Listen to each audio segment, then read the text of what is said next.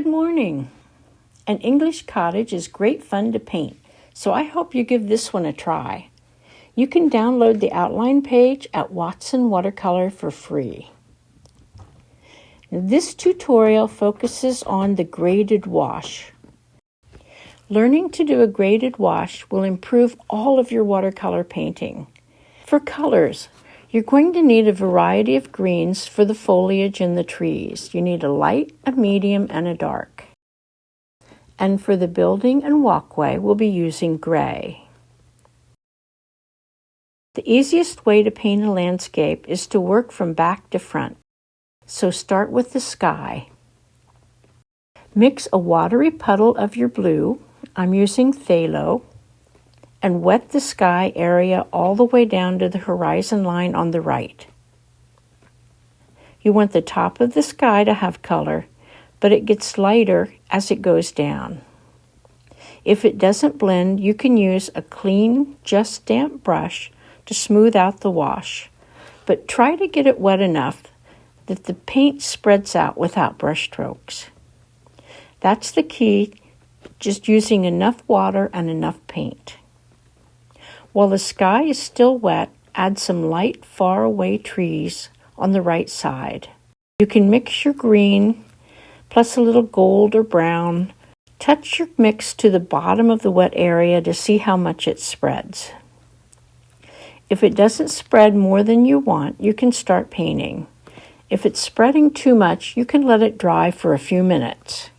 If you start at the bottom of the wet area, the bottom will stay a little bit darker, and then you can use your brush to pull the paint up and make it lighter on the top of the faraway trees.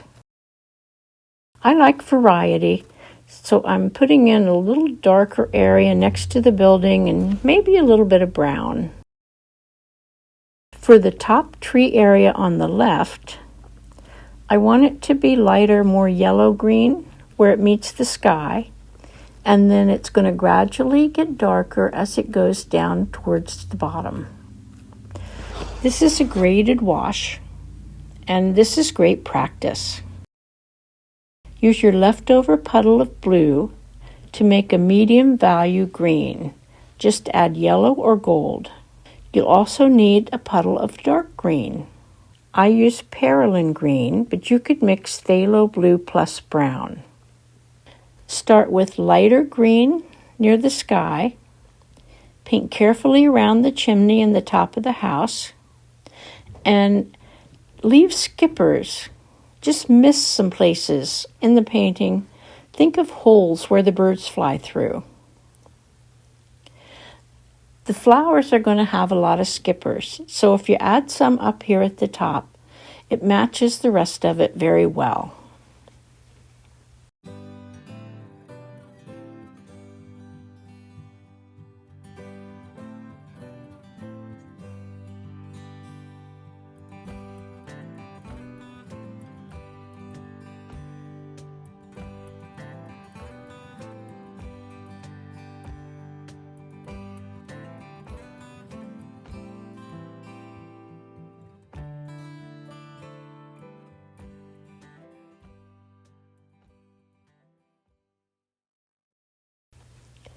As I come down the side of the chimney, I start with the darker color, painting around the next tree, and then I kind of blend the two colors together.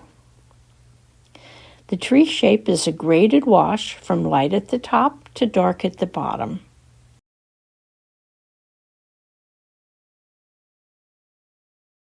Now remember, you don't want a straight line on the edges of a tree.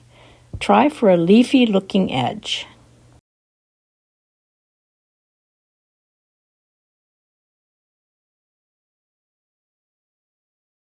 Let's do another graded wash for practice.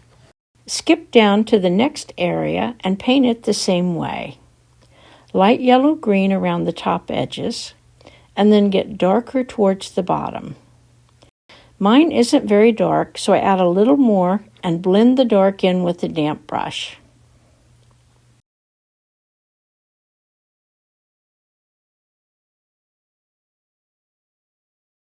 And here's another bush on the right. The sun's coming from the top left, so your bushes are going to look more realistic if they're light on the top and dark on the bottom. Are you getting the hang of it? While those areas dry, let's work on the building shadows. Get out some gray or mix a gray with blue and brown. Wet the area on the right side of the front of the house and paint a dark shadow in the top corner,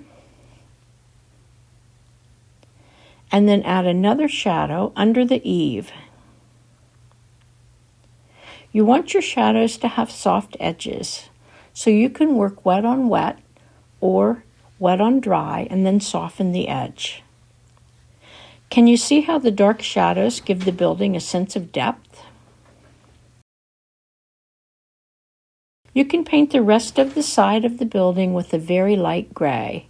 That's the same color as you used for the shadows, but just add more water. I'm painting the inside of my windows with a yellow-orange color for a cheery feeling that someone is home.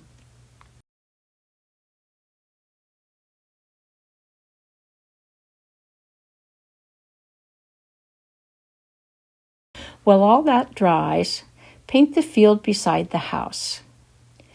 It can be yellow, gold, light green, anything you like, but be sure to paint around the flower stalks.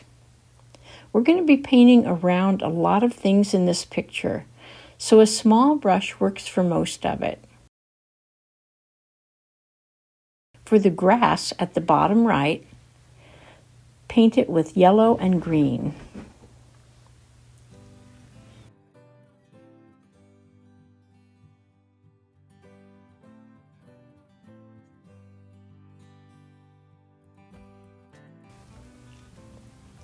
Use dark brown to paint the dirt under the flowers along the path.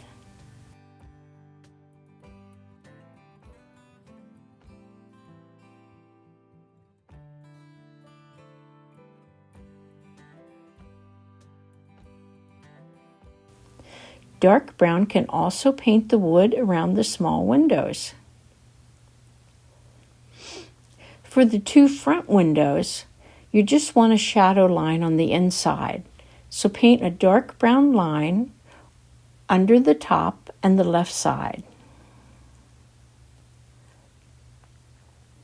And add a dark brown shadow to the left side of the door.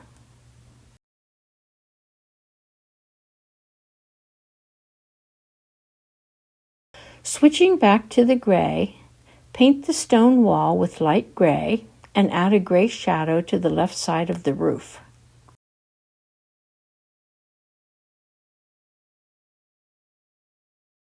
With the shadows in place, the house is really shaping up. I'm painting my door brown, but yours could be any color you like. Red would be a nice color too. I'm adding a wreath in the middle of mine, which I'm painting around. Now for the roof.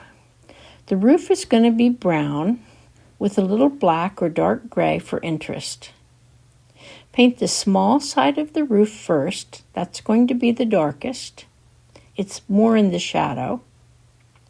Then mix a big puddle of light brown and a smaller puddle of dark brown. The left side of the roof is just brown with a bit of shadow color near the right edge of the chimney.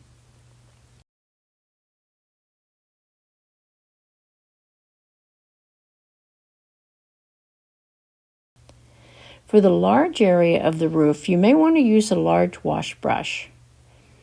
Go right over the side area again and paint the top 2/3 brown. Then add dark brown to the bottom or add a little of your dark gray, and you can use a small brush to blend the colors softly together. While you have the gray, paint the stonework around the door with a medium gray.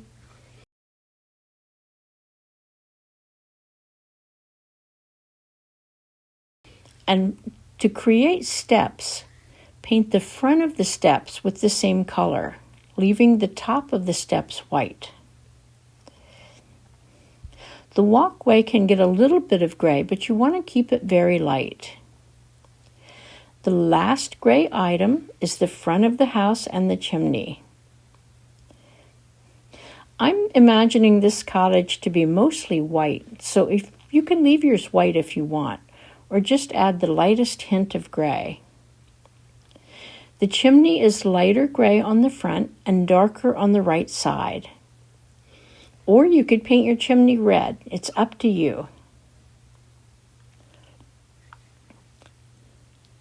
Last, add a shadow under the left eave and a shadow on the left side of the stone door. If you want your stone wall to have more details, you could outline some of the stones with the darker gray also.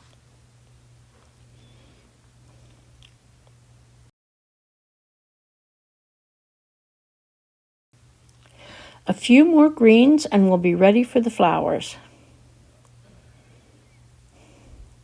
Now the tree we skipped beside the left side of the house is going to be a graded wash. Light at the top, light green at the top, down to dark at the bottom. For a graded wash, you need to work just wet enough that the colors will flow and blend. And getting that perfect mixture of paint and water just takes practice.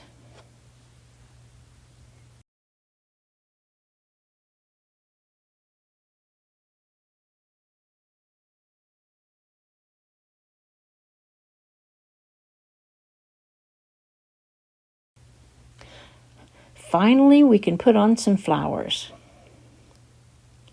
I'm starting with some roses around the top of the door. When you paint flowers, don't do individual little spots. Be sure to put in masses of flowers with only a few individual spots. And while that dries, I'm adding the green around the window.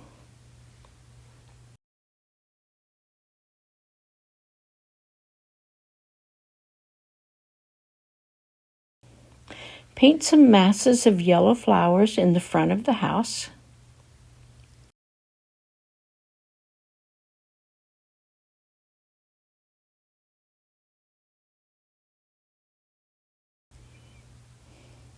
Paint the hollyhocks with red or pink. I'm just doing some circles.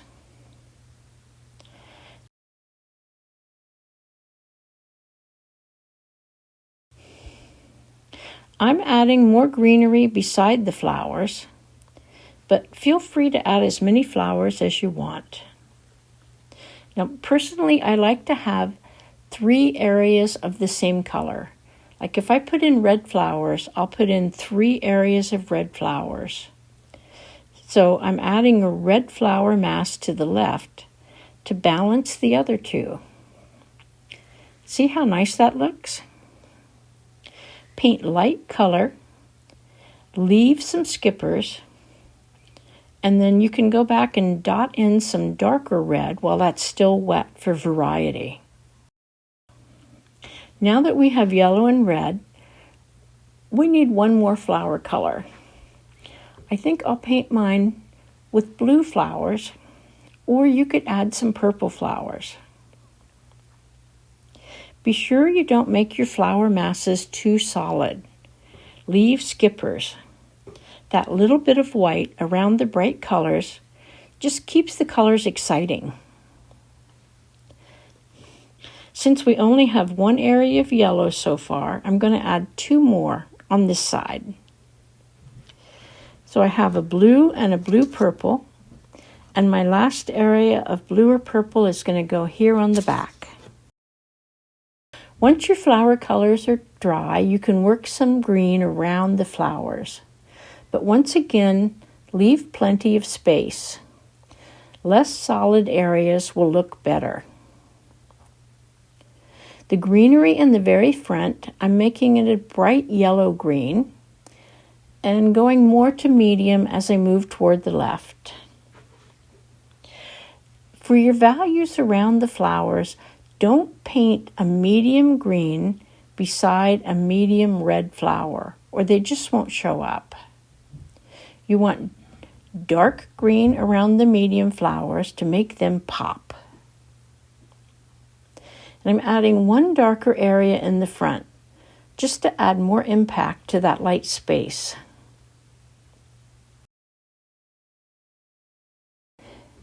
Once all this dries, I'm going to add some white baby's breath with opaque white. And I'll probably use a black ink pen to outline the roof and the window edges, and maybe some casement lines in the windows. Lines and shadows make objects pop, like this wreath on the door. Just a couple small half-circle shadows and it pops out. How did your cottage turn out? Do you see how the quiet areas like the roof and the background trees help balance all the busyness of the flowers? That's one reason that English cottages are so pretty and so much fun to paint. Happy painting!